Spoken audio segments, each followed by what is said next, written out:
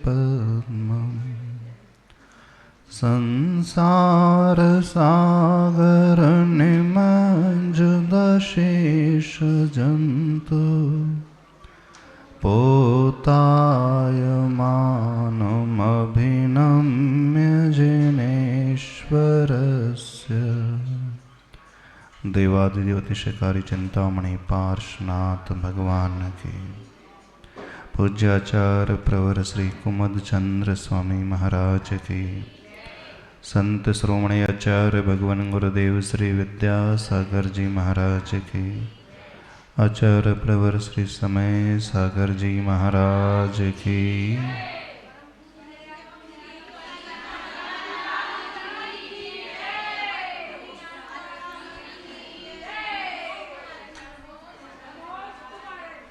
कल्याण मंदिर स्तोत्र आचार्य प्रवर कुमुद चंद्र स्वामी द्वारा रचित एक महान स्तुति का ग्रंथ है। श्रावक के जीवन में प्रभु की स्तुति ही उसे ऊपर उठाने वाली होती है।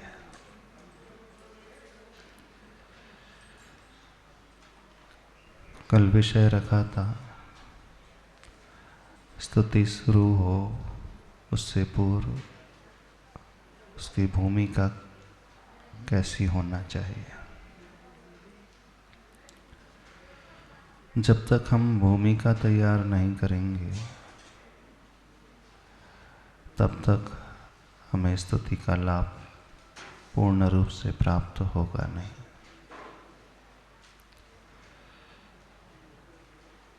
आपने क्रिकेटर बॉलर्स को देखा होगा, जो फास्ट बॉलर होता है वो क्रीज पर खड़े होकर के बॉलिंग नहीं करता है।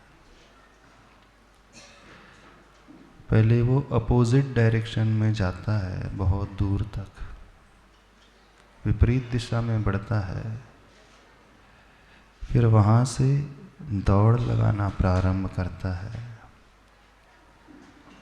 तब कहीं जाकर के वो बॉलिंग करता है। उस बॉल में गति, लाइन, लेंथ, दूरी के माध्यम से पैदा होती है।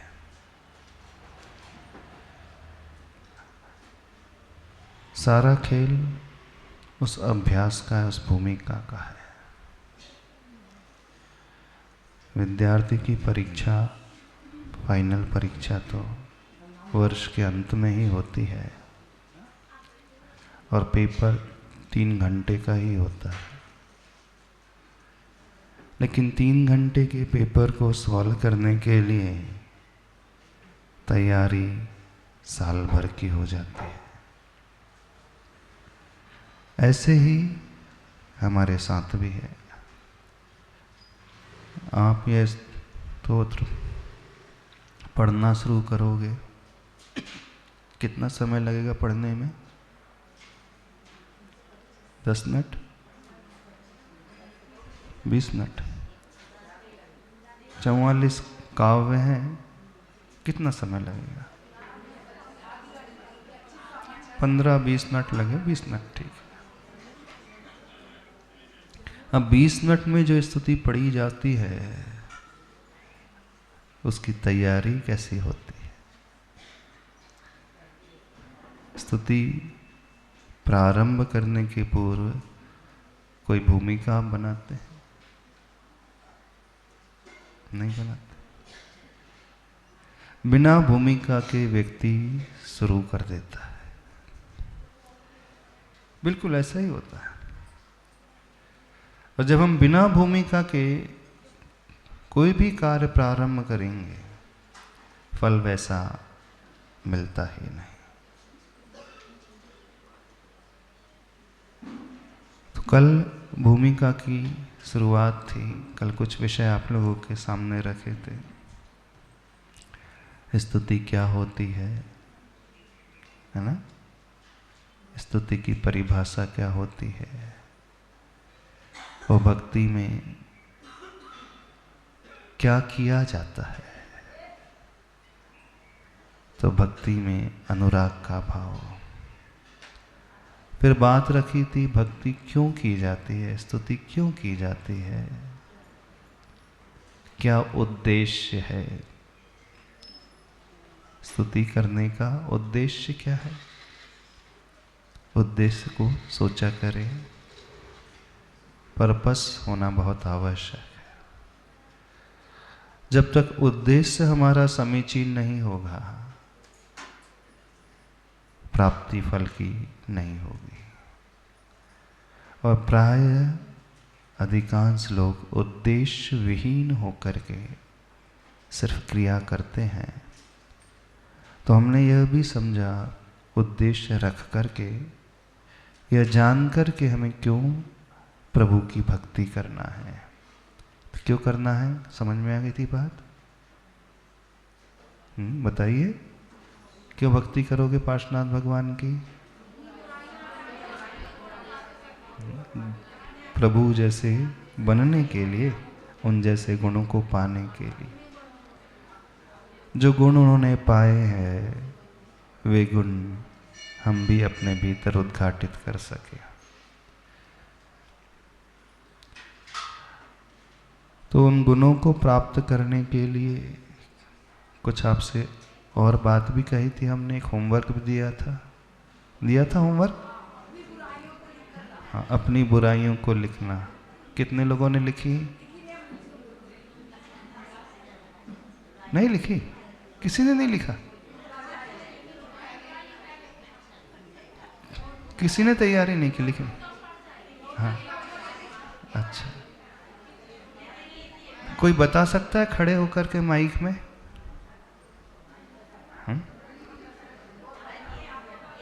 जो है वही बताना।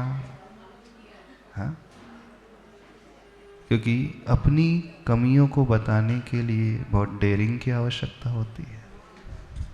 कौन बता सकता अपनी बुराइयों को? तो एक माइक दे देना। सबके सामने आप कहने जा रहे हो। ये विचार तो नहीं आया कि दुनिया वाले क्या सोचेंगे? आज तक नहीं आया? हाँ, तो चलो, कौन करेगा? कौन? जब भी बुराई बताने की बात की जाती है तो व्यक्ति कई तरीके से बताता है। कुछ बताने वाली होती है तो बताता है, कुछ छिपाने वाली होती है। ये हम हमेशा ही रात में, पता नहीं कब से स्टार्ट हुआ, किस गुरु के थ्रू, कि रात में सोने के पहले अपना मनन करते हैं कि हमने आज क्या गलत किया और हम उसे कैसे अच्छा कर सकते थे। तो ये तो लिखा नहीं है, ये तो अच्छी बात है। लिखा नहीं है, इसलिए मनन किया था कि क्रोध हमारी सबसे बड़ी बुराई है, कि क्रोध का। और ये क्रोध बहुत नॉर्मल रूप में नहीं, बहुत अति क्रोध है। और फिर दिल, और दूसरी है कि जो हमने कल क्वेश्चन भी किया था, सत्यता।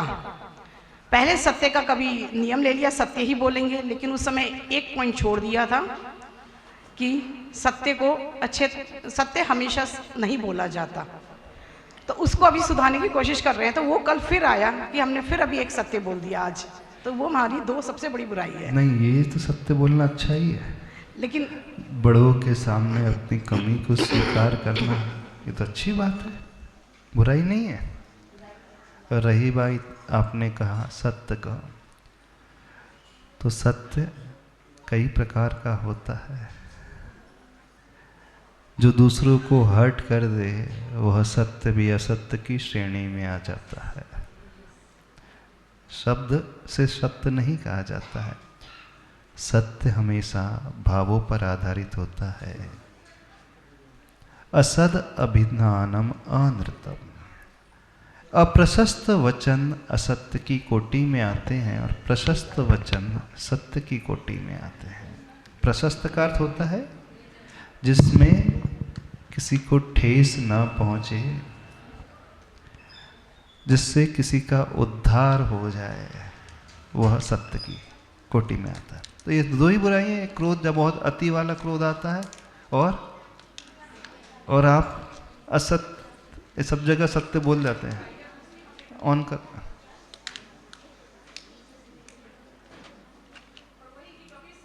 की या दुनिया की चिंता नहीं की, हमने अपने आप से सोचा नहीं ये गलत है ये सही है, और अपने ये बुराई। अच्छा,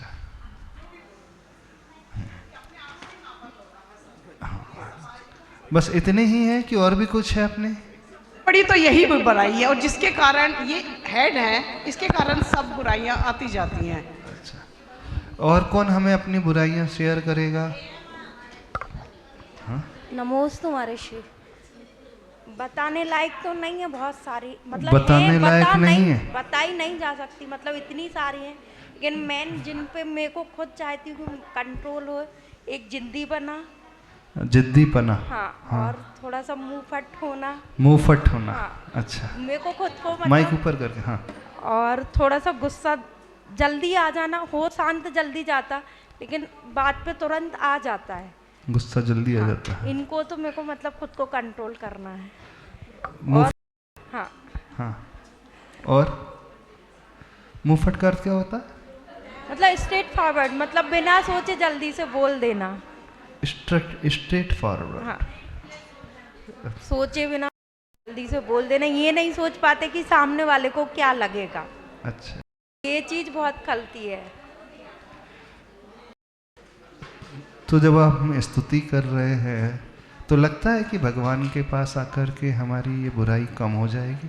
हाँ, पहले से तो महाराज जी ने नियम दिया था, तब से अभी अच्छा। कम है, लेकिन थोड़ा सा इनको एक खत्म बात और करना है। सुधारने, महाराज जी ने नियम दिया था, महाराज जी ने दिया था कि आपने लिया था? सॉरी, हाँ, लिया था, तब से अभी कंट्रोल है, लेकिन और खत्म करना है। हाँ।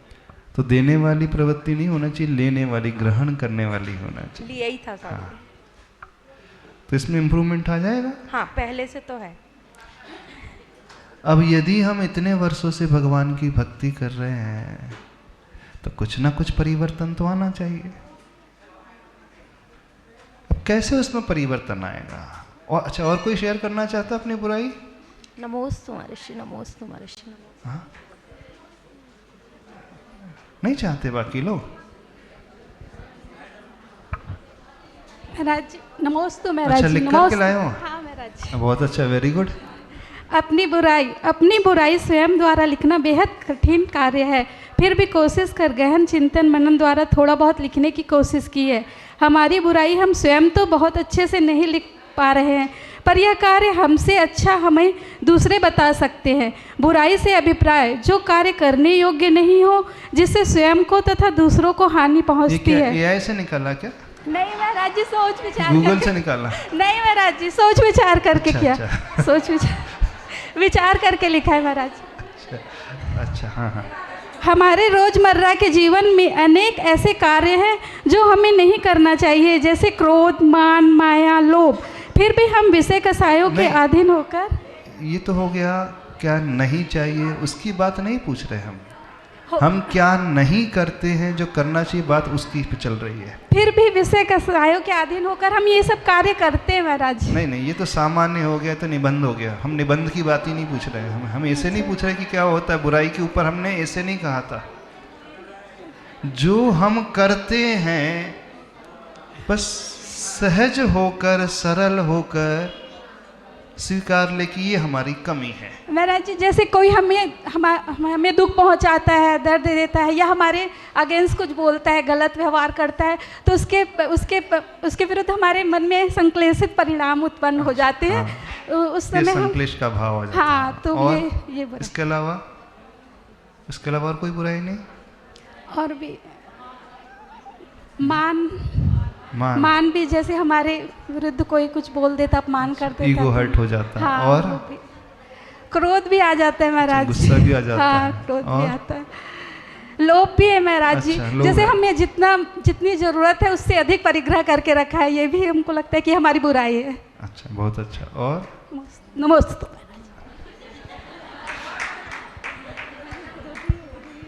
देखो, जीवन में ऊपर उठने की शुरुआत किससे होती है जानते हैं? हमारे बदलने का उपक्रम कैसे शुरू होता है? उसकी शुरुआत होती है पहले जब हम ये देखना शुरू कर देते हैं कि हम में कमी क्या है। जो व्यक्ति इसे देखेगा ही नहीं कभी, वो कभी इससे ऊपर उठ ही नहीं सकता। और देखने के पश्चात ये स्वीकार्य का भाव अंदर से कि नहीं, ये कमी तो है मेरे भीतर, तो इसे हम स्वीकार हैं। और भी कोई शेयर करना चाहता है? सबकी एक जैसी है, सबकी एक जैसी है। क्रोध, मान, माया, लोभ, अच्छा, हास्य, रति, अरति, शोक, भय, जुगुप्सा, स्त्री वेद, पुरुष वेद, नपुंसक वेद, यानी 25 कसाई के नाम गिना दिए, सारी बुराइयां, ऐसा। महाराज जी के चरणों में त्रिवार नमोस्तु नमोस्तु नमोस्तु।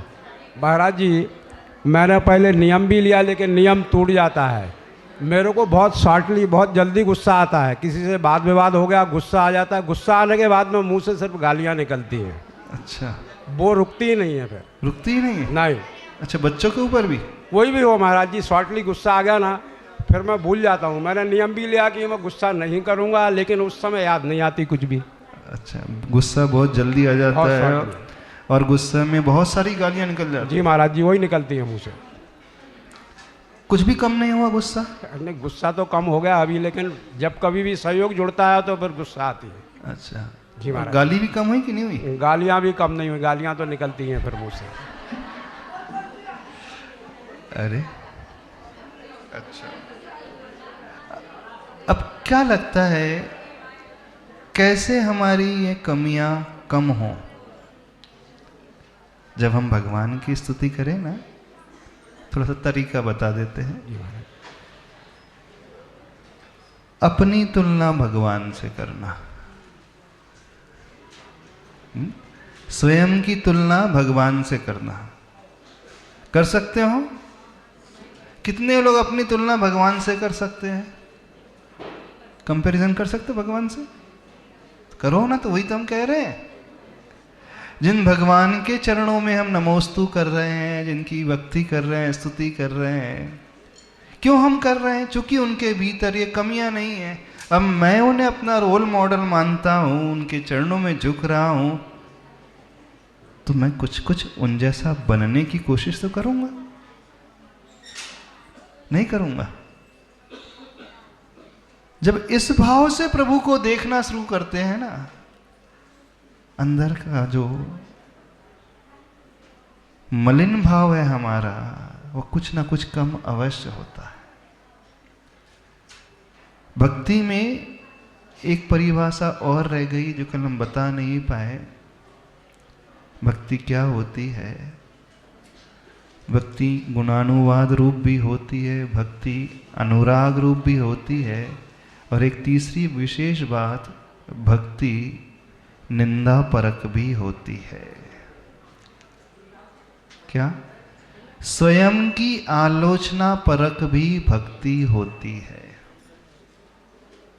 यानी प्रभु के पास जाकर के अपनी आलोचना करना और प्रभु को बहुत विशाल महान रूप देखना। आपने आदिनाथ भगवान की एक पूजा की होगी, पूजा की है? उसमें आता है कि मैं कैसा हूं, मैंने क्या क्या किया, मैंने क्या क्या नहीं किया, सब वर्णन आता है। तो स्व की निंदा पूर्वक भी प्रभु की भक्ति होती है। जो हम कह रहे हैं कि अपनी तुलना प्रभु से करना, उसका उद्देश्य क्या है? कि भगवान के सामने खड़े होकर के अपनी निंदा करना। कितने लोग करते हैं?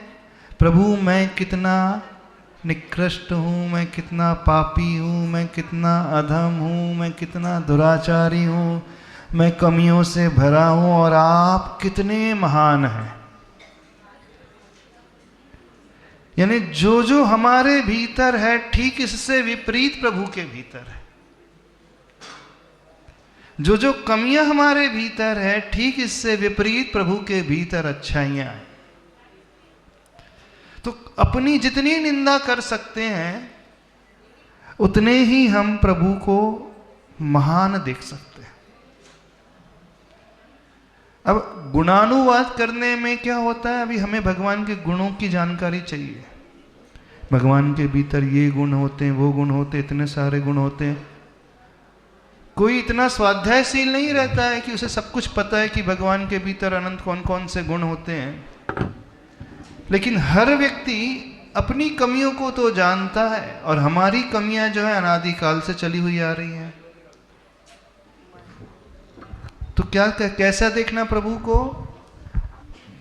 अपनी निंदा करके, अर्थात मैं क्रोध से सहित हूं और प्रभु आप क्षमा के भंडार है। मैं मान से सहित हूं, प्रभु आप पूर्णतया विनय से भरे हुए हैं। मैं एक नंबर का मुंहफट हूं। क्या कहा था? मुंहफट हूं, और आप सभी बातों को सहन करने वाले हैं, सभी उपसर्ग को सहन करने वाले। मैं आत्म प्रशंसक हूं, जबकि मेरे पास कुछ भी नहीं है। कोई थोड़ी सी मेरी प्रशंसा करता है, मैं फूल उठता हूं, और आपके पास सब कुछ है, फिर भी आप फूलते नहीं। फूलते भगवान? भगवान ना फूलते हैं और ना ही कूलते हैं। कूलने का अर्थ जानते हो क्या होता?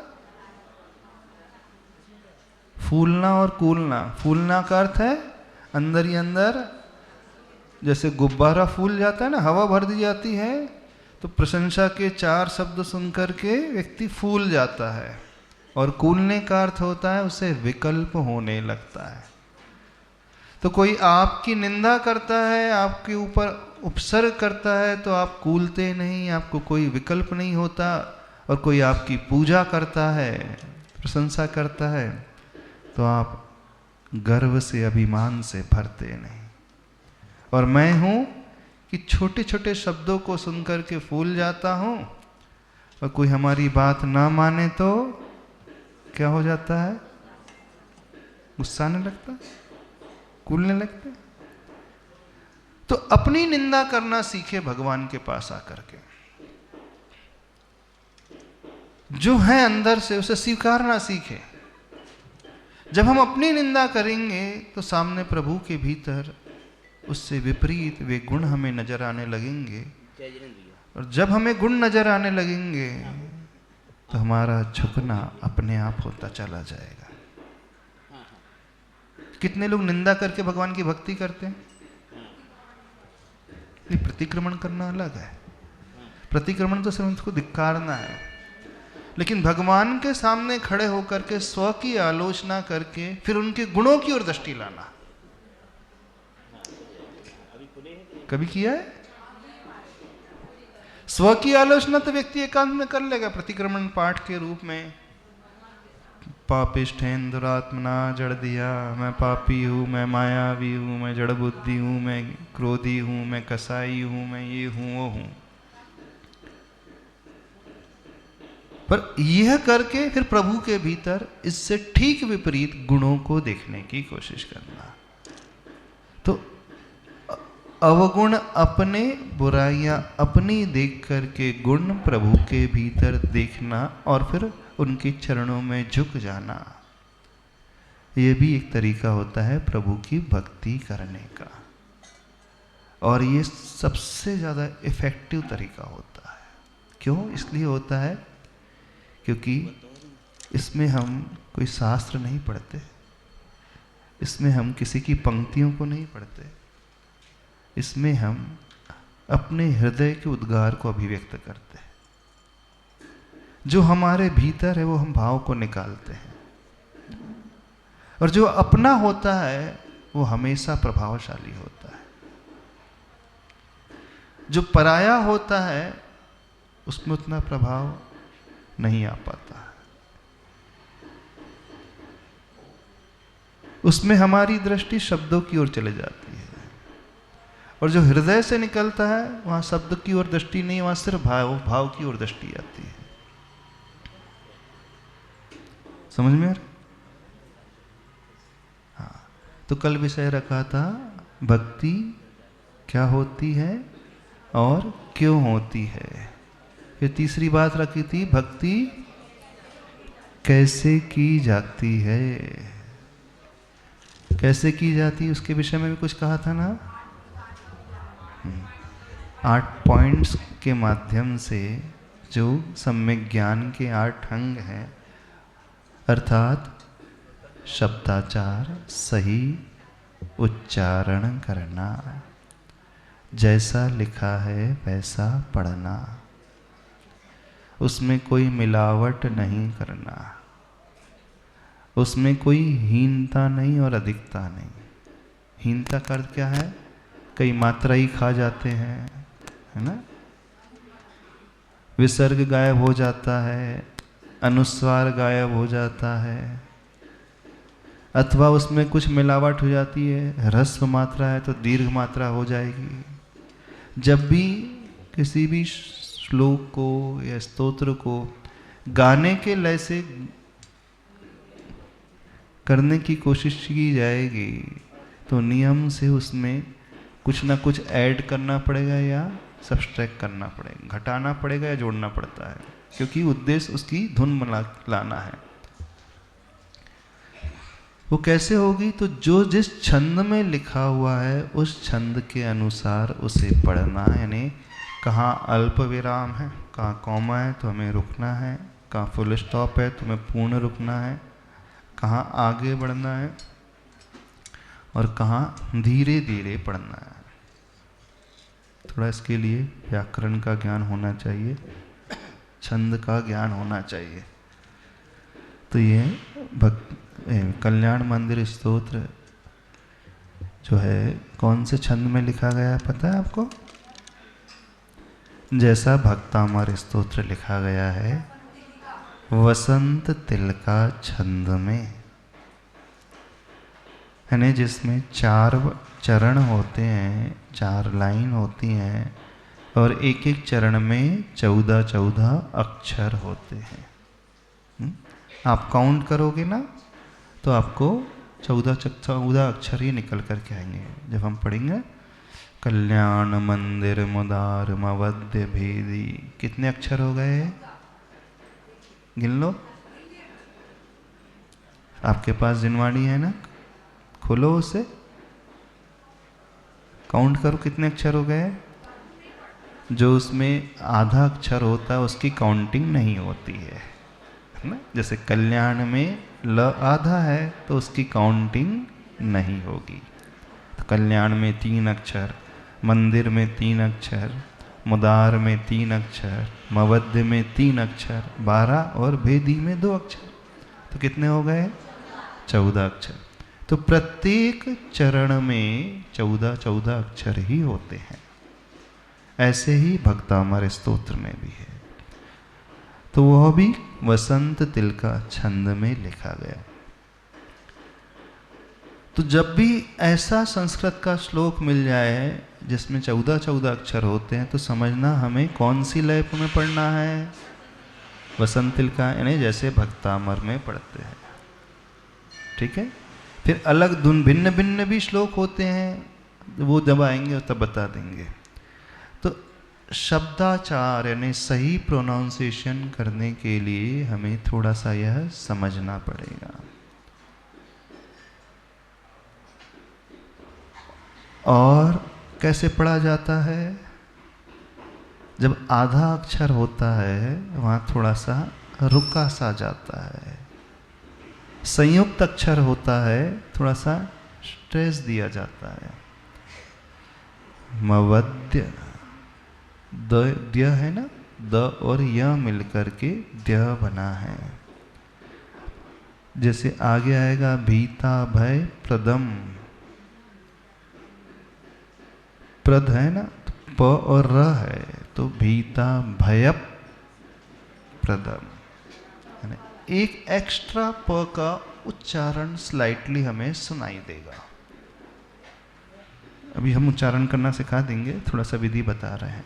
जहाँ भी संयुक्त अक्षर होता है, संयुक्त होता है मीन्स ज्वाइंट, 2 का संयोग जहाँ होता है। प्र में क्या है, प प्लस र है, प र देन अ है।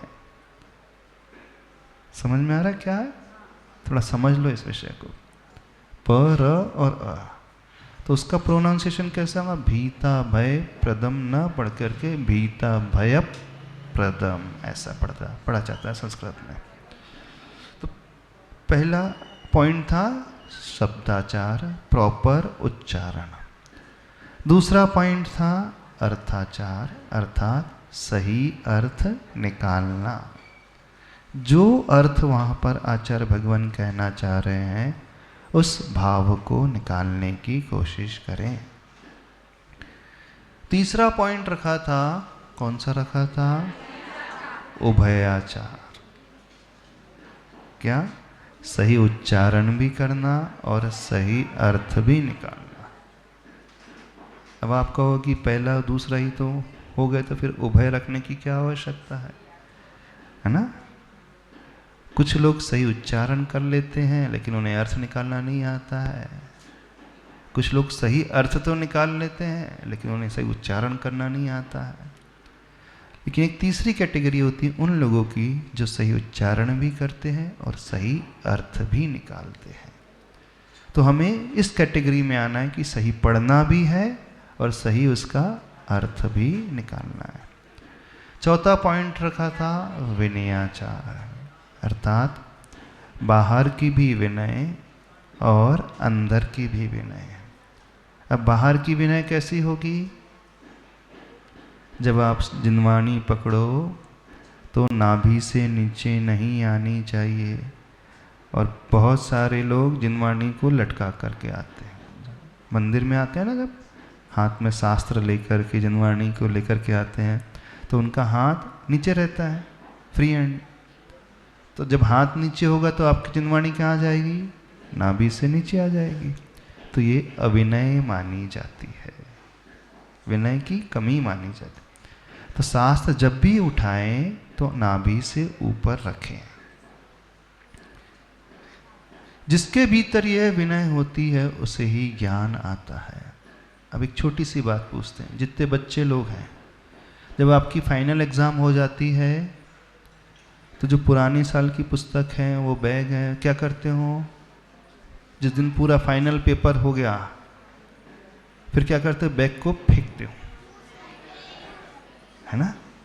फिर देखते भी नहीं उस पुस्तक को उठा करके, अगले साल उठा करके देखते हो। फिर वो पेपर का पुस्तक काम में आती है? रद्दी में, है ना? यही काम में आती है ना? यानी जिससे आपको ज्ञान मिला आपने उसे फेंक दिया, उसका अपमान कर दिया। तो प्राय ऐसे ही बच्चे लोग करते हैं, और जो ऐसा करता है उसे वो स्कूल का ज्ञान अपनी रियल लाइफ में कभी काम नहीं आता। कम लोगों को अपना जो पढ़ा हुआ स्कूल कॉलेज का ज्ञान रियल लाइफ में, प्रैक्टिकल लाइफ में यूज़फुल हो पाता है, याद हो पाता है। और वो उन्हें ही याद हो पाता है जो कभी उसकी अवमानना नहीं करते। ध्यान से समझना, क्योंकि जिससे हमने कुछ पाया उसे हमने निग्लेक्ट कर दिया तो मानना कभी कुछ प्राप्ति नहीं होगी। जब जीवन में सबसे ज्यादा आवश्यकता होगी हम उसे भूल जाएंगे। प्राय सबके साथ ऐसा होता है। अभी तो याद हो जाता है, जब उपयोग करने की बात आती है उसे याद नहीं आता। और ये क्यों होता है ऐसा? ये इसलिए होता है कि वह उसकी विनय प्रॉपर नहीं कर पाता। एक संस्मरण सुनाते हैं, बड़ा अच्छा संस्मरण। आचार्य भगवान ने जब दीक्षा ग्रहण की, दीक्षा लेने के कई वर्षों के पश्चात एक बहुत पुराने पंडित जी आते हैं और आचार्य भगवान को एक ग्रंथ भेंट कर देते हैं दान। तो आचार्य भगवान की बाजूटा में वो ग्रंथ रख देते हैं।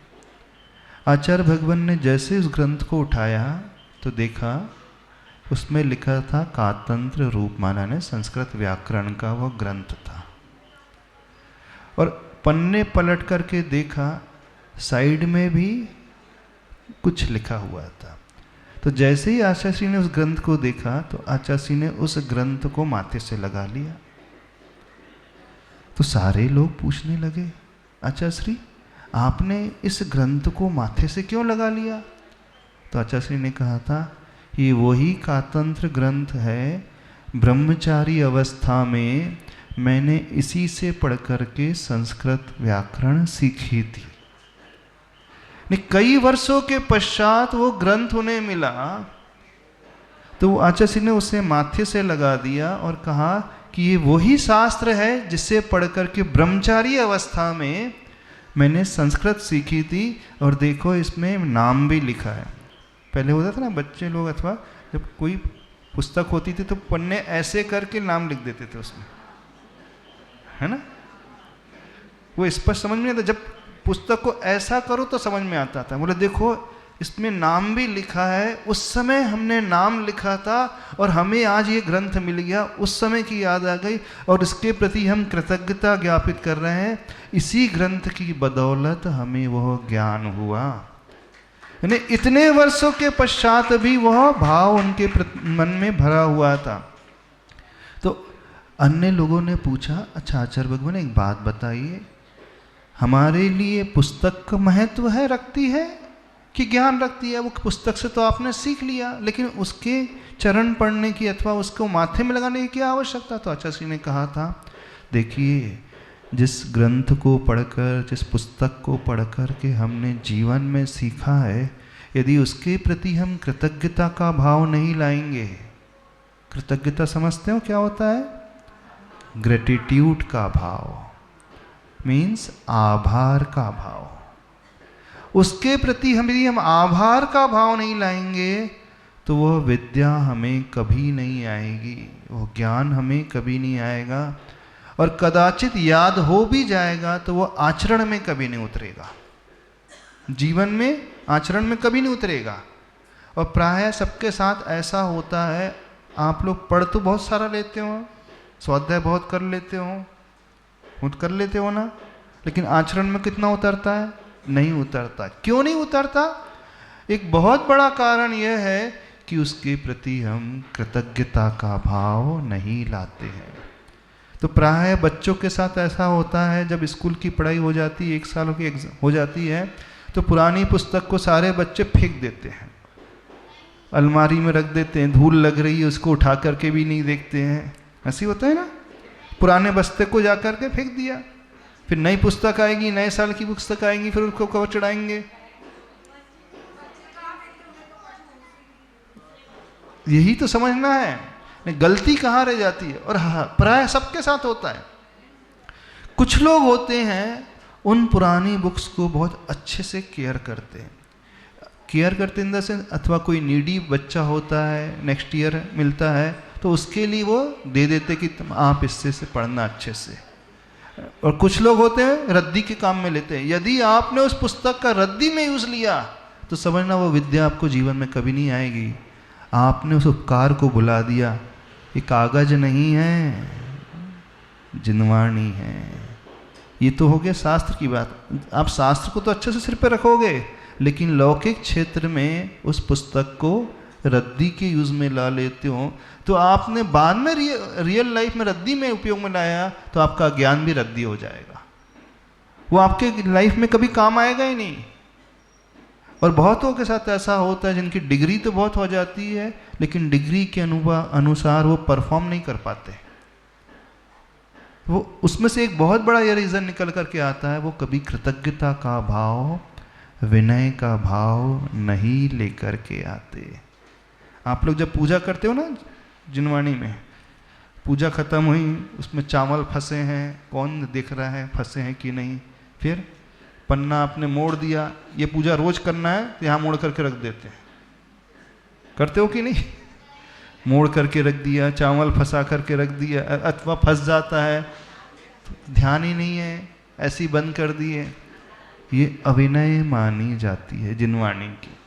वो पूजा आपको फलेगी ही नहीं, कितनी भी पूजा कर लो आपको फलने वाली नहीं है, क्योंकि आपने विनय का भाव इस जिनवाणी के प्रति नहीं रखा। काम निकल गया, अपना काम हो गया, कहीं भी पड़े रहें। अच्छा एक बात बताइए, जब पूजा समाप्त हो जाती है तो आप जिनवाणी वापस वहीं रखते हो जहाँ से उठा करके लाए थे, कि टेबल में छोड़ के चले जाते हो? सब टेबल में छोड़कर चले जाते हो, बोले माली आएगा, माली संभालेगा।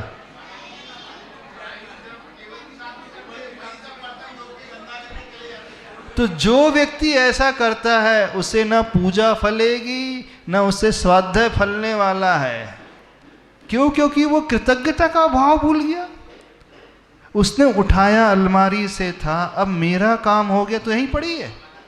इसका अर्थ है आप जिनवाणी को कुछ मान ही नहीं रहे। तो ऐसी अभिनय करने से ज्ञानावर्णी कर्म का बंध होता है। तत्प्रदोष निन्नो माश्रयांतराया साधनोपघाता ज्ञान दर्शन वर्णयो। आसाधना हो गई, अभिनय हो गई, और अभिनय से ज्ञान नहीं बल्कि ज्ञानावर्णी कर्म आ गया। अर्थात जितना ज्ञान था उतना और कम हो जाएगा धीरे धीरे। जितनी शक्ति थी शक्ति घट जाएगी, जितनी क्षमता थी क्षमता घट जाएगी। और ये सबके लिए लाना, मात्र जिनवाणी के लिए नहीं लाना। तो एक सबसे महत्वपूर्ण पॉइंट है विनय का पॉइंट। तो जिनवाणी को कभी नाभि के नीचे नहीं रखना। दूसरी बात, कई लोग जिनवाणी बगल में दबा करके लाते हैं ना, पतला सा शास्त्र हो तो यहां दबा लिया, यह भी अभिनय मानी जाती है। अभिनय है। हमने इससे सीखा है, और इसके प्रति कौन सा भाव? तो सबसे महत्वपूर्ण है कृतज्ञता का भाव, आभार का भाव। हमेशा उसे सिर आंखों पे उठाएं, उसके प्रति झुकने का भाव लेकर के आए। आभार मीन्स थैंक्स, जिसे कहते हैं ना, जिसने आपकी मदद की, हेल्प की, तो आप उसे क्या कहते हैं? धन्यवाद, थैंक्स, आपने हमारी मदद की। अच्छा, जिनवाणी रिस्पॉन्ड नहीं कर सकती, इस कारण हम थैंक्स नहीं कहेंगे से, ऐसा है ना। सामने वाला रिस्पॉन्ड करे अथवा ना करे ये मैटर नहीं करता है। हमने उनसे कुछ पाया है तो ये हमारा कर्तव्य है, उसे हम थैंक्स कहें, उसे हम धन्यवाद कहें, उसके प्रति आभार का भाव लेकर के आए। यदि हमने इसे सिर से लगा लिया, अच्छे से विनय से रखा, तो समझना इसके प्रति हमारे मन में आभार का भाव है।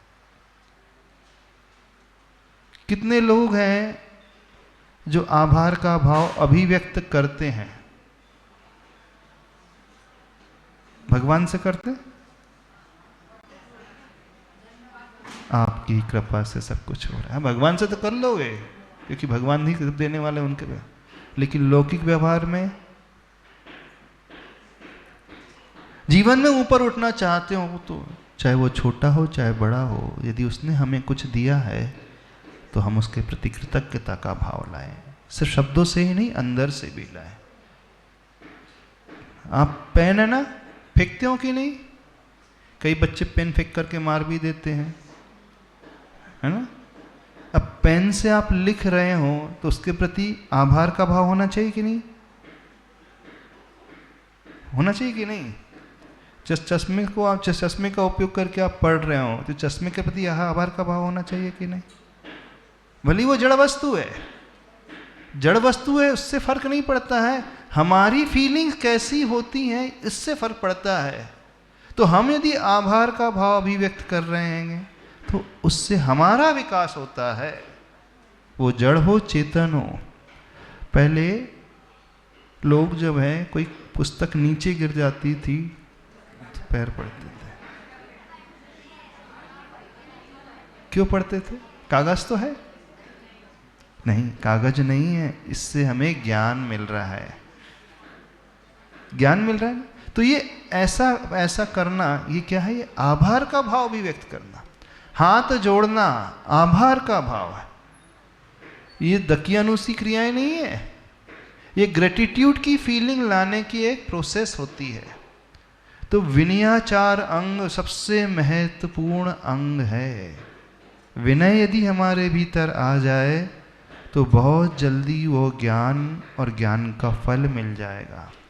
विनय आ जाए तो बहुत जल्दी स्तुति और स्तुति का फल मिल जाएगा। लेकिन प्राय सभी लोग क्रिया करते हैं, विनय से रहित होकर के क्रिया करते हैं। जिसके हृदय में विनय का भाव होता है वह किसी को अपशब्द बोल ही नहीं सकता। अच्छा एक बात बताएं, सोचिए आपको अपने जीवन में किस किस ने मदद की है? शुरू से देखें, हिसाब करें, हिसाब लगाएं। सबसे ज़्यादा आपको किसने मदद की है? माता ने, पिता ने, और गुरु ने, भाई ने, बहन, और अच्छा अन्न ने किया कि नहीं मदद? भोजन ने किया ना? भोजन नहीं मिलता तो अपन बढ़ पा सकते थे। अच्छा पानी ने की कि नहीं मदद? यदि पानी नहीं मिलता तो? ऑक्सीजन ने मदद की ना? ऑक्सीजन नहीं मिल रही तो चले जाता है। पुस्तक ने की। अच्छा पानी ने मदद की ना? तो जिसने हमारी मदद की, जिसने हमें जीवन दिया, जिसने हमें संभाला, तो उसके प्रति कौन सा भाव? तो ऐसा व्यक्ति कभी फिर पानी का महसूस करेगा? वो पानी बहाएगा? बिल्कुल नहीं बहाएगा। यदि वो पानी एक्स्ट्रा बहा रहा है तो वो सोचेगा देखो ये पानी तो मुझे जीवन दान देता है और मैं पानी को ऐसे ही बहा रहा हूं। कभी बहाएगा नहीं, वो कभी मिसयूज करेगा ही नहीं। वो स्वतः ही उसको संयमित होकर के कंट्रोल करके करेगा उपयोग में। और आप पानी ऐसी बहाते रहते हो ना। शॉवर खोल लिया और बैठे हो घंटे, नल में खोल लिया और बैठे हो घंटे। अच्छा हवा ने मदद की ना हमारी? हवा नहीं होती तो? अब जो हवा के प्रति आभार का भाव रखेगा वो हवा का महसूस करेगा, पंखे का महसूस करेगा, कूलर का महसूस करेगा। आप लोग खुले हैं पंखे तो छोड़ करके चले जाते हो कि नहीं? देखना जिसके हृदय में ये कृतज्ञता का भाव आ जाता है वो हर एक छोटी से लेकर बड़ी वस्तु की बड़े अच्छे से केयर करने वाला हो जाता है। उसका वो मिसयूज नहीं करता है, अनर्थ दंड स्वरूप यूज नहीं करता है। यानी ये फीलिंग आना चाहिए। तो ऐसा व्यक्ति अपने आप पापों से बचना शुरू कर देगा स्वयं को। हाँ आज के ज़माने में ऐसे व्यक्ति को कंजूस बोलते हैं। अच्छा दुनिया में कंजूस बोले इस कारण हम वो करने लगे हैं। सुनो, हाँ एक कंसेप्ट चलता है, कंसेप्ट ऑफ मिनिमलिज्म, अर्थात मिनिमम में अपनी जिंदगी जीना सीखे। जिंदगी में सुख और शांति मिलती है जब हम जितना मिनिमम यूज करते हैं। अर्थात मुनि महाराज क्यों सुखी रहते हैं? उनके पास कोई परिग्रह नहीं है। और जिसके पास जितना ज़्यादा परिग्रह उतना ज़्यादा टेंशन रहता है कि नहीं? जितनी गाड़ी उतना टेंशन, उसको मैनेज करो, उसको मेंटेन कर दो, ये करते रहे। घर में जितने कमरे होते हैं उतना ज़्यादा मेंटेनेंस लगता है कि नहीं? जितने बड़ा घर उतना ज़्यादा मेंटेनेंस, जितना छोटा घर उतना कम मेंटेनेंस। जितना अल्प परिग्रह उतना ही ज़्यादा विकल्प कम होता है, जितना ज़्यादा परिग्रह उतना ही अधिक विकल्प होता है। तो जो व्यक्ति अपने भीतर ग्रेटिट्यूड की फीलिंग लाना सीख जाता है, विनय का भाव लाना सीख जाता है, भले ही वो इस जिनवाणी से सीखे, लेकिन इसे सीख करके वो दुनिया के हर क्षेत्र में विनय से भर जाता है। और ऐसा व्यक्ति कभी किसी वस्तु का, किसी व्यक्ति का मिसयूज नहीं करेगा। क्योंकि मिसयूज करने के पहले वो सोचेगा अरे इसने तो मेरी मदद की है, इसने मुझे बचाया है, इसने मुझे जीवन दिया है, और मैं कैसा सेल्फिश हो गया हूँ, जो स्वार्थी हो गया हूँ, जो मेरी रक्षा कर रहा है मैं उसे ही मार रहा हूँ। ऐसा होता है, जो आपको बचाता है, रक्षा करता है, आप उसे मारते हो। तो पानी ने आपको बचाया, यदि पानी ना मिले तो चलो आज नियम ले लो, 24 घंटे पानी नहीं पीना, एक दिन में हालत खराब हो जाएगी। तो एक दिन पानी नहीं मिले तो कैसा व्यक्ति तड़पने लगता है, तड़पने लगता है ना, मछली जैसी तड़पती है। आप भी तड़पने लगते हो। और वो जो पानी हमें जीवन दान दे रहा है उसे हम मिसयूज कर रहे हैं। वो एयर जो हमें बचाती है उसका हम मिसयूज करते हैं। तो विनय करने का सबसे बड़ा बेनिफिट ये हो जाता है, उस व्यक्ति का स्वभाव पूरा का पूरा बदल जाएगा। वो किसी भी क्षेत्र में रहे, कहीं भी रहे, किसी के साथ भी क्यों ना रहे, वो जड़ हो अथवा चेतन हो, किसी के साथ दुर्व्यवहार वो कर ही नहीं सकता।